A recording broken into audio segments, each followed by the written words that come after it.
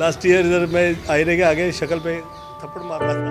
বলিউডের জনপ্রিয় দম্পতি গোবিন্দ আর সুনিতা আহুজা দীর্ঘ ৩৮ বছরের সংসার তাদের এবার ভাঙনের মুখে।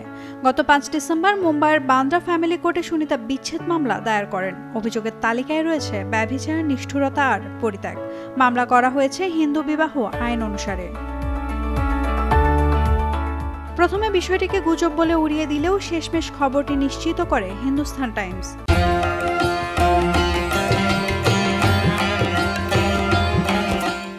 এর আগে থেকেই বলিউড পাড়ায় গুঞ্জন চলছিল জোরে সোরে।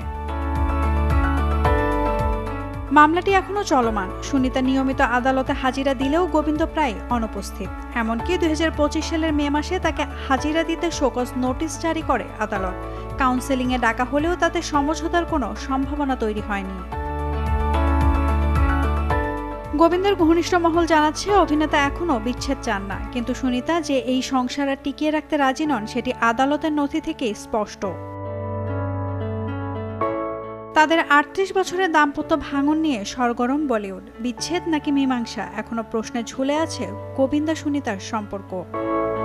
নাওমিনা স্ট্রিন, ডেইলি সান।